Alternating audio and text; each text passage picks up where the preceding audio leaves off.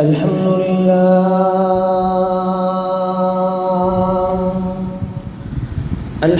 لله نحمده ونستعينه ونستغفره ونؤمن به ونتوكل عليه ونعوذ بالله من شرور أنفسنا ومن سيئات أعمالنا من يهده الله فلا مضل له ومن يضلله فلا هادي له ونشهد أن لا إله إلا الله وحده لا شريك له ونشهد أن سيدنا وسندنا وإمامنا ومرشدنا ومولانا محمدا عبده ورسوله أما بعد فأعوذ بالله من الشيطان الرجيم بسم الله الرحمن الرحيم والذين يكنزون الذهب والفضة ولا ينفقونها في سبيل الله فبشرهم بعذاب أليم يوم يحمى عليها في نار جهنم فتقوى بها جباههم وجنوبهم وظهورهم هذا ما كنزتم لأنفسكم فذوقوا ما كنتم تكنزون وقال النبي صلى الله عليه وآله وسلم من أدى زكاة ماله فقد ذهب عنه شره وفي رواية أخرى إذا أديت زكاة مالك فقد غزيت ما عليك وفي رواية أخرى قال النبي صلى الله عليه وآله وسلم ما من أحد لا يؤدي زكاة ماله إلا مثل له يوم القيامة شجاعا أقرأ إلى آخر الآية أو كما قال عليه الصلاة والسلام صدق الله وصدق رسوله النبي الكريم ونحن على ذلك لمن الشاهدين والشاكرين والحمد لله رب العالمين.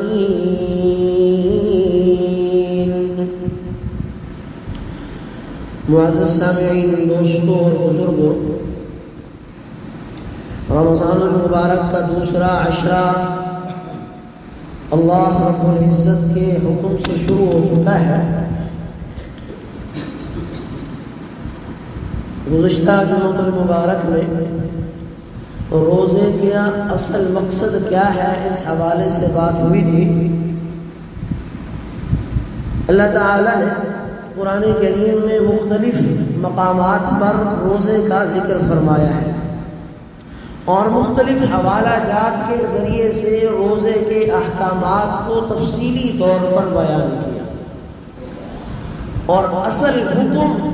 یہ بیان کیا کہ روزے کا اصل مقصد تقوی کا حصول ہے۔ روزہ کیوں رکھا جاتا ہے؟ تاکہ تقوی حاصل ہو جائے۔ اگر روزے سے تقوی حاصل نہیں ہوا جو روزے کا اصل مقصد ہے تو در حقیقت وہ روزہ اللہ کے ہاں قابل قبول بھی نہیں ہے۔ اس حوالے سے میں نے مثال دی تھی کہ اگر ایک آدمی 70 سال کی عمر کا ہے اور 15-16 سال کی عمر سے اس پہ رمضان کے روزے فرض ہیں اور وہ ہر سال روزے رکھتا جا رہا ہے، ہر سال روزے رکھتا جاتا ہے اور ابھی تک یعنی 70 سال تک وہ تقوی کی صفت سے متصف نہیں ہے تو یوں سمجھ لیجئے کہ جو اس نے 55-56 سال کے روزے رکھے وہ اللہ کے ہاں کسی کھاتے میں نہیں لگے۔ اس لیے کہ روزے کا اصل مقصد یہی ہے کہ انسان متقی بن جائے، اللہ صفت تقوی عطا فرما دے، اللہ کا خوف پیدا ہو جائے، اللہ کا ڈر پیدا ہو جائے اسی لیے روزے کا حکم دیا اور مقصد بیان کیا، کتب علیکم الصیام کما کتب علی الذین من قبلکم لعلکم تتقون۔ روزے کا اصل مقصد یہ ہے کہ تمہارے ساتھ اللہ تقوی والا معاملہ کرے، جیسے پہلی قوموں کے ساتھ تقوی ہوتا تھا، ان پر بھی روزے فرض تھے اور ان کا مقصد بھی روزہ رکھنے سے تقوی کا حصول تھا، اور تمہارا مقصد بھی روزے سے تقوی کا حصول ہے۔ اگر روزے سے تقوی نہیں ملتا تو پھر وہ اللہ کے ہاں فضول ہے۔ جیسے نماز کا مقصد اللہ نے بیان کیا، ان الصلاۃ تنہا عن الفحشاء والمنکر، نماز کا مقصد یہ ہے کہ یہ نماز انسان کو فحاشی سے، عریانی سے، بے حیائی کے کاموں سے روک دیتی ہے۔ اگر کوئی نمازی ہے 5 وقت کا نماز پڑھتا ہے لیکن وہ نماز اس کو بے حیائی سے نہیں روکتی، وہ 10 سال سے نماز پڑھتا ہے، 20 سال سے نماز پڑھ رہا ہے، تو رب العالمین کے ہاں اس کی نماز کسی کام کی نہیں۔ نماز وہی کام آئے گی جس نماز میں انسان متقی بن جائے، اور جس نماز میں تقوی کی صفت اور اس کے ساتھ اللہ کے خوف کی صفت اور فحاشی عریانی سے بچنے کی صفات پیدا نہیں ہے تو وہ در حقیقت نماز نہیں۔ رمضان المبارک میں عام طور پر لوگ زکوٰۃ کو ادا کرتے ہیں۔ آج کا جمعہ ہمارا اسی حوالے سے ہے کہ زکوٰۃ کے کچھ احکام و مسائل کا علم ہو جائے تاکہ ہم اسلام کے اس اہم حکم کو اللہ کے طریقے کے مطابق ادا کرنے والے بنیں۔ اس حوالے سے پہلے تو قرآن کریم کی آیات سن لیں۔ اللہ تعالیٰ نے سورہ توبہ کے اندر 10ویں پارے میں فرمایا، والذین یکنزون الذهب والفضة ولا ينفقونها فی سبیل اللہ، وہ لوگ جو سونے اور چاندی کو جمع کر کے رکھتے ہیں۔ اس وقت کرنسی سونا چاندی ہوتا تھا دینار اور درہم کی شکل میں، اور آج کل رقم ہے، پیسے ہیں۔ فرمایا جو لوگ والذین یکنزون الذهب والفضة، جو لوگ سونے اور چاندی کو جمع کر کے رکھتے ہیں، ولا ينفقونها فی سبیل اللہ، اللہ کے راستے میں اس کو خرچ نہیں کرتا، زکوٰۃ نہیں ادا کرتا، اس کے حکم کو پورا نہیں کرتے، مال میں جن لوگوں کے حقوق متعین ہیں ان حقوق کو ادا نہیں کرتے۔ فرمایا کیا ہے، فبشرهم بعذاب علیم، اے نبی مکرم اپنی مبارک زبان سے انہیں عذاب کی خوشخبری سنا دے۔ ایسے لوگوں کو عذاب دیا جائے گا، تکلیف دی جائے گی، پھر آگے وضاحت کی کیا تکلیف ہو، کیا سزا دی جائے گی۔ ہمیں یوم یحمى علیہا فی نار جہنم فتقوی بہا جباہہم وجنوبہم وظہورہم، ان کی مالوں کو، ان کے سونے کو، چاندی کو قیامت والے دن پگھلایا جائے گا۔ یوم یحمى علیہا فی نار جہنم، جہنم کی آگ میں اس ساری کرنسی کو، ساری رقم کو پگھلایا جائے گا۔ فتقوی بہا جباہہم وجنوبہم وظہورہم، اسی رقم سے ان کی پیشانیاں، ان کی پشتیں، ان کے پہلوؤں کو داغا جائے گا۔ دوسری حدیث ہے، اللہ کے رسول علیہ الصلوۃ والسلام نے فرمایا کہ اس کا مال قیامت والے دن پگھلا کر تختیوں کی شکل میں ڈھالا جائے گا، اور وہ تختیاں اس کے چہرے کے اوپر، اس کی پشت کے اوپر اور اس کے پہلو کے اوپر ملی جائیں، باندھی جائیں گی، لٹکائی جائیں گی، اور یہ اس دن ہوگا کہ جس دن ایک دن 50,000 سال کے برابر ہوگا۔ کلما بردت اعیدت، فرمایا جب بھی وہ گرم سونے کی تختیاں، مال کی تختیاں ٹھنڈی ہوگی، انہیں دوبارہ پھر تپایا جائے گا اور پھر انسان پر چشمہ کیا جائے گا۔ اور اللہ فرمائیں گے، آگے فرمایا اسی آیت میں، ھذا ما کنزتم لانفسکم، یہ تمہارا مال تھا جس کو تم دنیا میں جمع کرتے تھے، اپنے اسی مال کا مزہ چکو۔ حدیث میں فرمایا وہ مال کہے گا انا مالک انا کنزک، میں تیرا مال تھا، میں تیرا خزانہ تھا جس کو جمع کیا، فذوقوا ما کنتم تکنزون، چکھو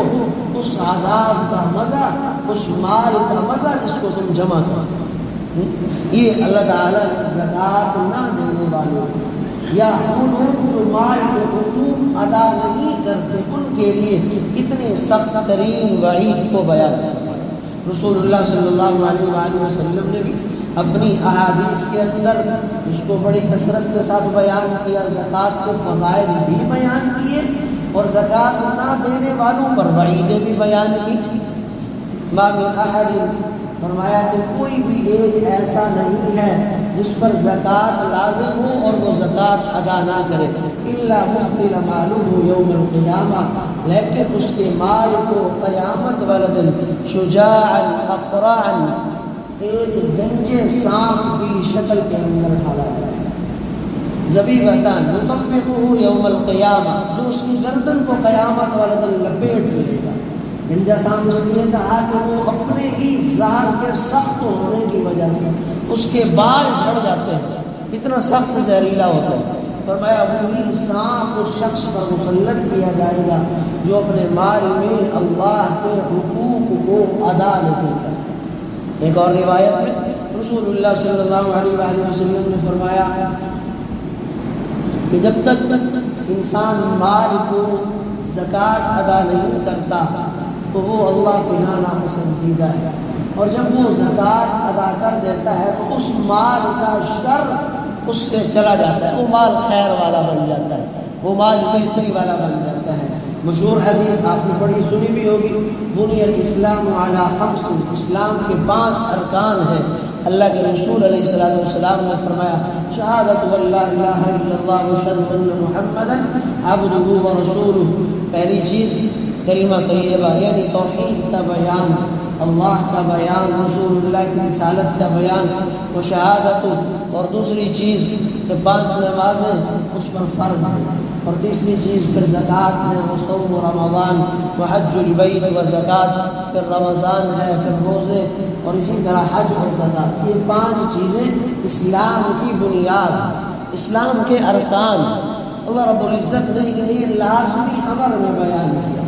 اور یہ بات بھی یاد رکھیں، ہم نے جیسے نماز فرض ہے اسی طرح زکوٰۃ بھی فرض ہے،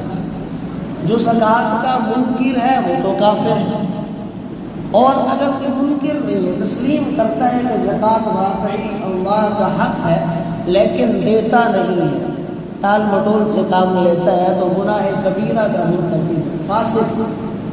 علی الاعلان اللہ کی اطاعت سے نکلنے والا۔ اللہ رب العزت نے جو مال کے حقوق لازم کیے ان کا ادا کرنا بھی ضروری ہے، ان کی ادائیگی کے بغیر جان نہیں چھوڑ۔ اصل چیز ہے، احادیث بھی بڑی طویل ہے، زکوٰۃ کے حوالے سے مسائل بھی بہت زیادہ ہیں، کچھ چند مسائل جو اہم ترین ہیں زکوٰۃ کے حوالے سے۔ مسلمان کے لیے تو ایک وعید کافی ہے، اگر ایک وعید اس کو بتا دی جائے وہ اس کے لیے کافی ہے، ایک ترغیب آ جائے، ایک حکم آ جائے وہ بھی اس کے لیے کافی ہے۔ قرآن کریم میں 28 جگہ فرمایا اقیموا الصلاۃ وآتوا الزکاۃ، 28 مرتبہ زکوٰۃ کا ذکر ہے، ایک مرتبہ بھی کہہ دیا جاتا زکوٰۃ کو ادا کرو۔ اگر وہ آدمی مسلمان اللہ پر کامل ایمان ہے تو ایک حکم میں اطاعت میں سر جھکاتا ہے، اور اسی طرح ایک وعید آ جائے زکوٰۃ نہ ادا کرنے والوں پر، سن لی زکوٰۃ ادا کرنا اگر استطاعت والا ہے تو لازمی ہے۔ زکوٰۃ کے کچھ احکام اور مسائل، 2 خامیاں زکوٰۃ کے حوالے سے بہت زیادہ ہیں ہمارے معاشرے میں، پورے معاشرے میں 2 خامیاں زیادہ ہیں۔ نمبر 1 تو یہ ہے کہ لوگ زکوٰۃ کو ادا ہی نہیں کرتے، یہ پہلی خامی ہے جو بدترین گناہ اور بدترین خامی، اور یوں سمجھ لیں کہ بدترین بے حیائی اور خباثت ہے، اس مال میں جو اللہ نے دیا پھر اس میں اللہ کا حق بھی ادا نہ کیا، یہ سب سے پہلی خامی۔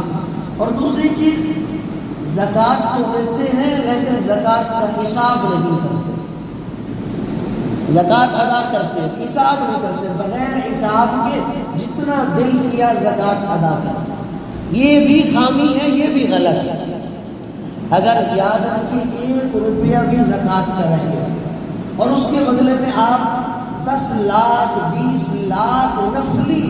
صدقے کے طور پر رقم ادا کر دیں تو 1 روپیہ کا بدل نہیں ہو سکتا، اللہ کے ہاں آپ زکوٰۃ کے شمار کرنے والے نہیں، زکوٰۃ ادا کرنے والے نہیں۔ جیسے ایک آدمی فجر کی نماز چھوڑ دے،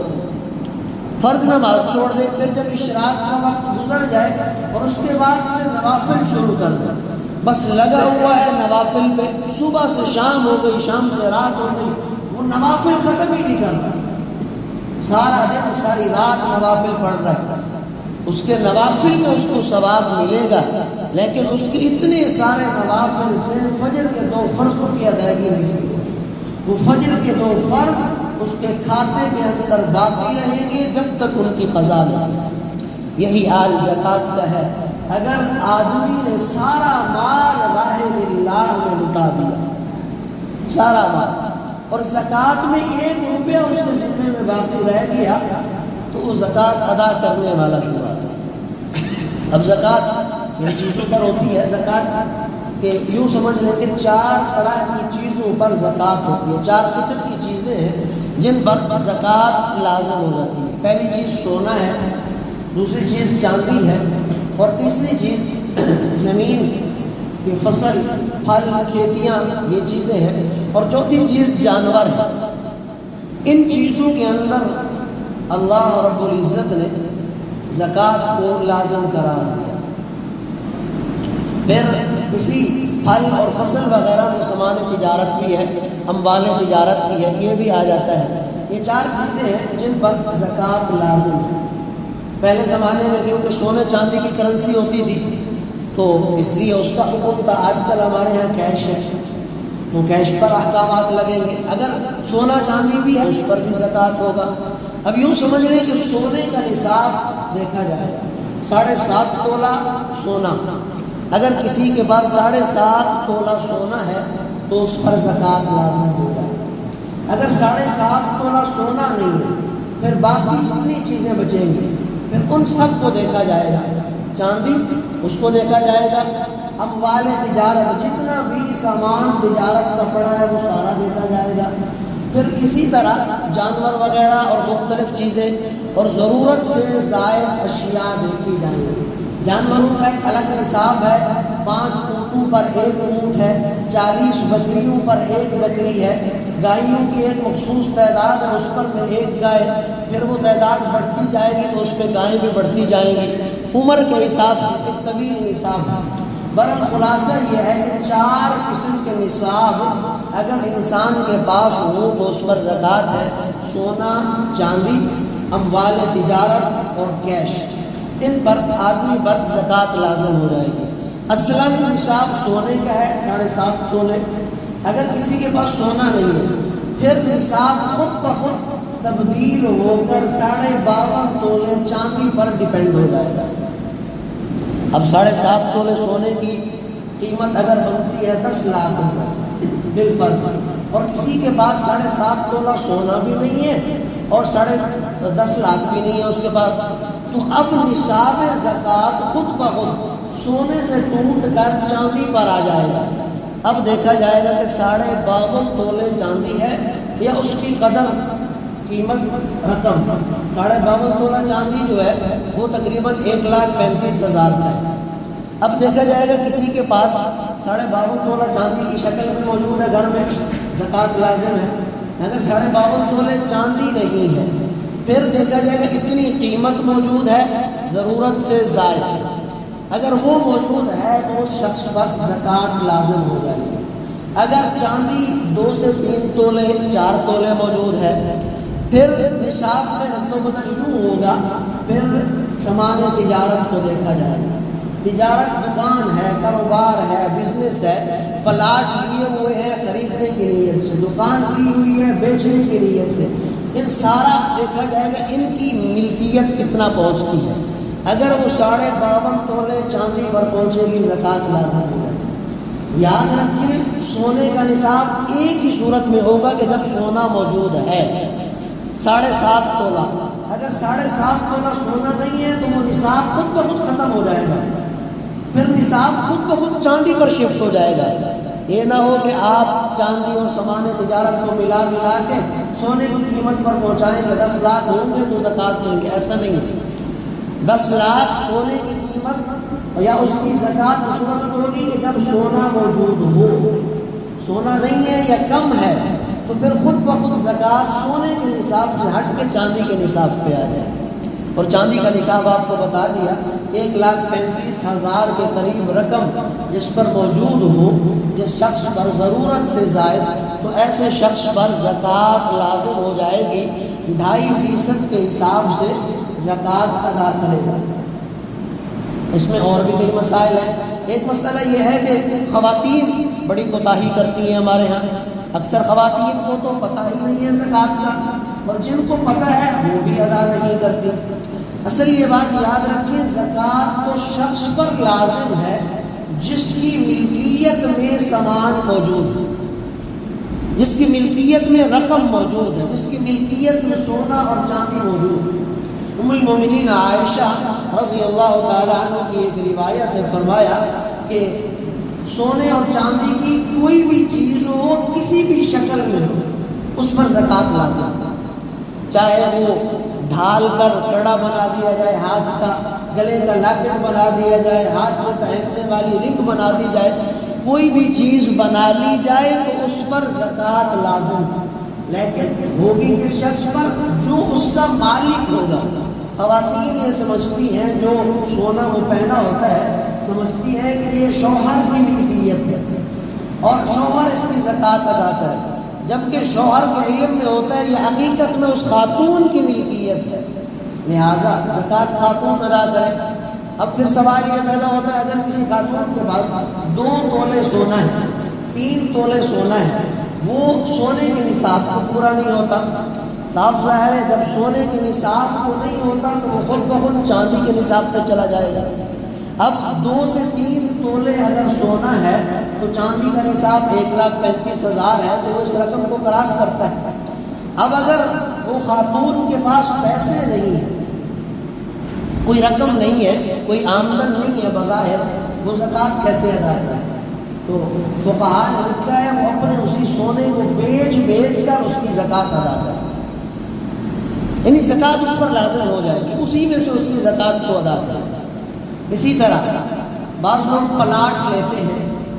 اور پلاٹ میں لیتے وقت یہ نیت ہوتی ہے کہ اس کو سیل کریں گے.